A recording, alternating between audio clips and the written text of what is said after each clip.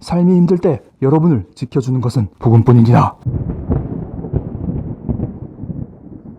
구독자 여러분, 안녕하세요. 명절 잘 보내셨나요? 저는 오랜만에 푹 쉬다가 시베리안 허스키 블랙으로 다시 돌아왔습니다. 연휴 동안에 여러 악재가 많아 구독자님들이 많이 걱정되어 바로 영상 올려드리겠습니다. 지금 시장에는 여러 가지 악재가 있습니다. 그래서 이번 악재로 인하여 안전자산에 투자하신 분들은 땡큐를 외칠 것이고, 위험자산에 투자하신 분들은 오 마이 갓을 외치고 있을 거라 봅니다.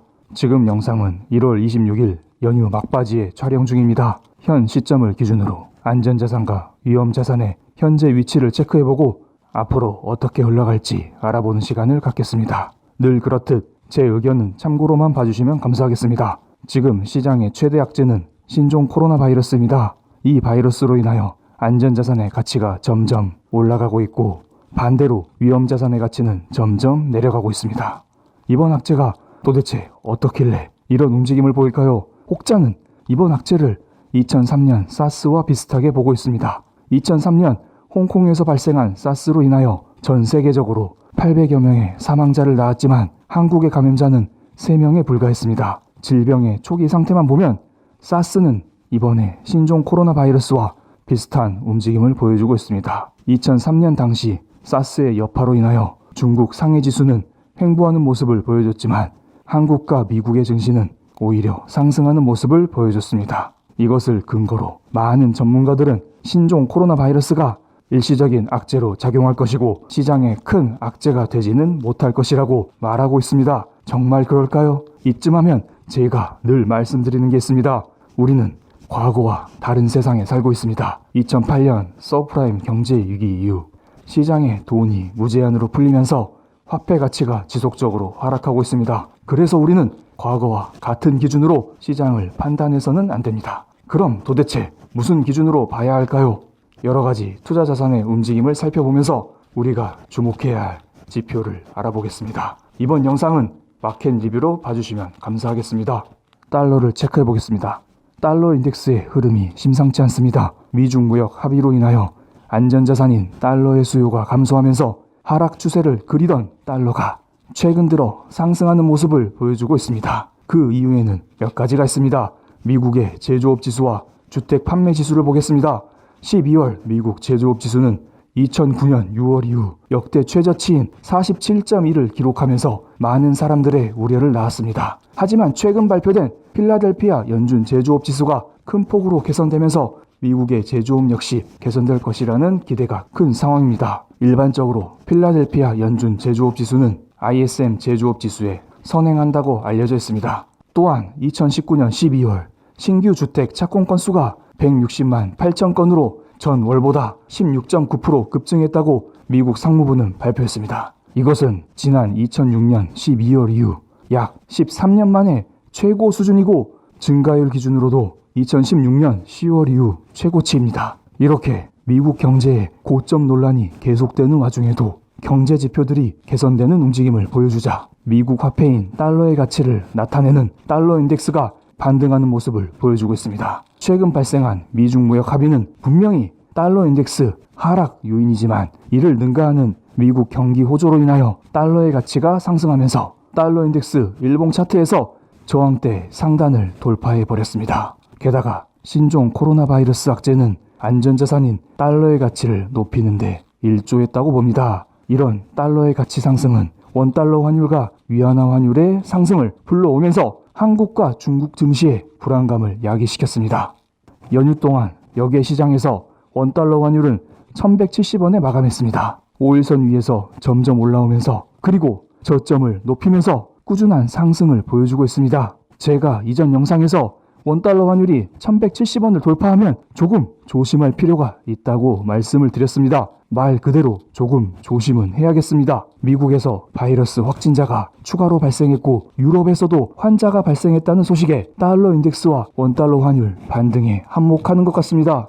그리고 위안화 환율도 원달러 환율과 마찬가지로 5일선을 타면서 그리고 저점을 높이면서 꾸준히 상승하는 모습을 보여주고 있습니다. 두 개의 환율이 어디까지 오를지는 이제 신종 코로나 바이러스의 확산 여부에 달려 있을 거라 봅니다. 제가 신이 아니기 때문에 앞으로 흐름을 예측하기는 어렵습니다. 하지만 지금까지 저의 촉을 최대한 살려보면 과거 여러 악재 대비해서 이번 바이러스로 인한 환율의 상승 속도가 그리 빠르진 않습니다. 그렇기 때문에 원달러 환율은 121선이 자리 잡고 있는 1175원에서 전 고점인 1182원 이 자리를 돌파하기는 어려워 보입니다. 생각하기도 싫지만 혹시나 한국에 사망자가 발생하기라도 한다면 달라질 수 있겠지만 사망자가 중국 내부에서만 국한된다면 악재의 지속성은 떨어질 거라 봅니다. 어쨌든 지금 시장에는 불확실성이 가득 차 있고 이로 인하여 역의 원달러 환율이 달러당 1170원을 돌파한 상황입니다.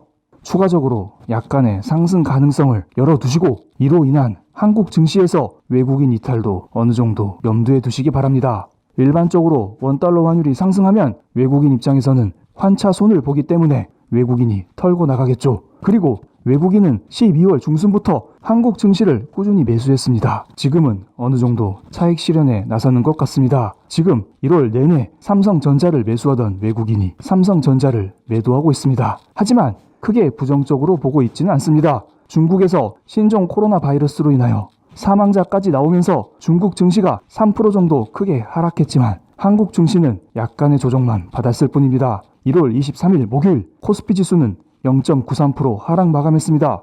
같은 날 일본 니케이 지수 역시 0.98% 하락 마감했지만 우리가 설 연휴로 쉬었던 1월 24일 금요일에 일본 증시는 오히려 소폭 상승 마감했습니다. 세계보건기구 WHO가 차이나 우한 폐렴이 아직 국제적인 비상사태를 선포할 단계가 아니라고 발표한 영향도 있는 것 같습니다. 그리고 24일 유럽 증시 역시 대부분 1%대 상승하는 모습을 보여주면서 신종 코로나 바이러스의 우려감을 덜어냈습니다. 지수가 1% 오른 거면 엄청 오른 겁니다. 하지만 문제는 1월 24일 금요일 미국 증시였습니다.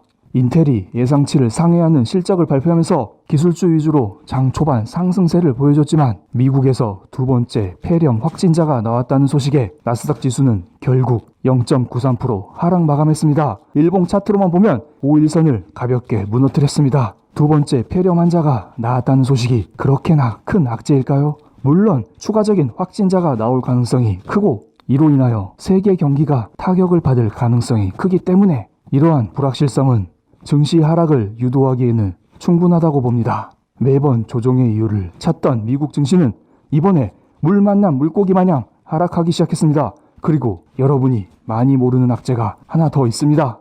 홍콩 시위가 장기화되는 가운데 홍콩 정부의 정치적 갈등 해결 능력을 더 이상 신뢰할 수 없다는 이유로 세계 신용평가사인 무디스가 홍콩의 신용 등급을 한 단계 강등시켰습니다.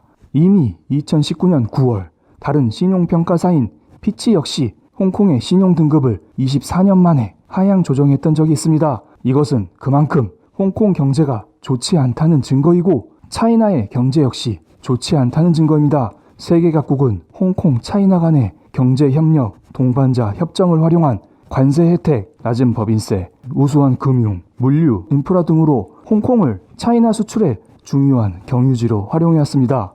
실제로 2018년 홍콩으로 수출한 한국 제품의 82%가 홍콩을 거쳐 차이나로 재수출되는 것으로 나타났습니다. 홍콩 시위의 장기화로 인한 경기 침체, 이로 인한 신용 등급 강등은 세계 경제에 큰 악재로 작용할 가능성이 큽니다. 이런 상황 속에 때마침 신종 코로나 바이러스까지 겹친 셈입니다. 이로 인하여 국제 유가는 연일 하락하는 모습을 보여주고 있습니다. 원유는 수요와 공급에 의해서 가격이 결정됩니다. 홍콩의 신용 등급 강등과 신종 코로나 바이러스는 원유의 수요 감소 측면을 반영하고 있습니다. 이 때문에 유가는 지속적으로 하락 중입니다. 미국의 천연가스도 하락하면서 원자재 가격이 전반적으로 하락하는 모습을 보여주고 있습니다. 실제로 2008년 경제 위기 당시 세계적인 원유의 수입 감소로 인하여 원유 가격이 바닥을 모르고 하락했던 적이 있습니다. 물론 이때와 지금을 동등하게 비교하기는 어렵습니다. 원유에 대한 수요 감소가 유가 및 주가를 어느 정도 조정시킬 가능성은 충분합니다. 그렇다고 너무 불안해할 필요는 없습니다. 유가는 현재 박스권을 유지 중이니 조금만 긴장하시면 됩니다.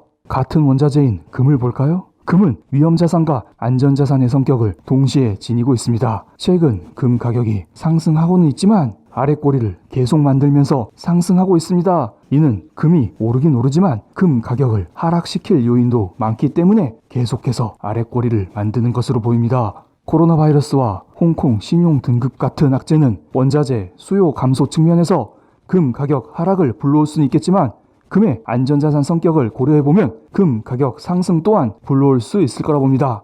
여러분, 세계 경제가 어려울수록 부금은 꼭 들고 가시기 바랍니다. 삶이 힘들 때 여러분을 지켜주는 것은 부금뿐입니다. 게다가 며칠 후면 미국의 연준회의가 열리게 됩니다. 이때 금리를 동결할 전망이고 유동성 축소를 유발시킬 수 있는 IOER의 상향 조정이 발표될 예정입니다. IOER에 대해서는 이전에 쉽게 배우는 EFFR IOER에서 자세히 설명드렸으니 꼭 봐주시기 바랍니다. 영상 마지막에 링크 올려드리겠습니다. 어쨌든 많은 사람들은 이번 연준회의에서 금 가격을 하락시킬 수 있는 유동성 축소 정책이 나올 것으로 예상했었는데 갑자기 시장에 돌발 악재가 튀어나오고 있습니다.